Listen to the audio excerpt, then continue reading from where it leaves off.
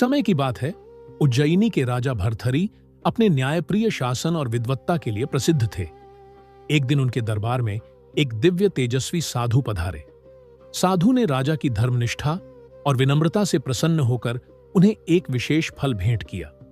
साधु ने कहा कि यह कोई साधारण फल नहीं, बल्कि अमर फल है।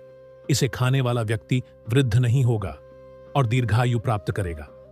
राजा भर्तहरि स्वयं संयमी और वैराग्य प्रवृत्ति के थे। उन्हें अपने लिए अमृता की कोई लालसा नहीं थी। उन्होंने सोचा कि यह फल उनकी प्रिय रानी पिंगला के लिए अधिक उपयुक्त है, जिससे वह सदा स्वस्थ और युवा बनी रहे। प्रेमवश राजा ने वह अमर फल रानी को दे दिया। रानी पिंगला ने फल को पाकर प्रसन्नता तो दिखाई, लेकिन उनका मन राजा के प्रति उतना समर्पित नहीं था। उन्होंने यह अमर फल अपने गुप्त प्रेमी को दे दिया। वह प्रेमी किसी अन्य स्त्री को चाहता था, उसने आगे किसी और को दे दिया।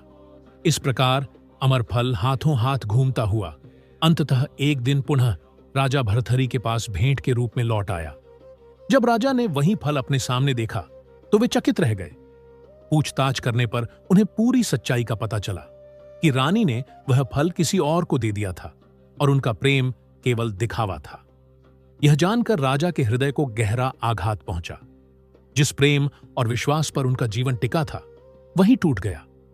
इस घटना ने राजा भर्तहरि को जीवन का कठोर सत्य दिखा दिया। उन्होंने समझ लिया कि सांसारिक प्रेम, सौंदर्य और संबंध क्षणिक हैं।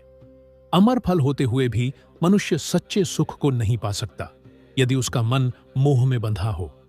यहीं से उनके भीतर गहन वैराग्य का उदय हुआ। राजा भर्तहरि ने अमर फल को त्याग दिया और आत्मचिंतन में लीन हो गए। उन्हें लगा कि सच्ची अमृता शरीर की नहीं, बल्कि ज्ञान और आत्मबोध की होती है।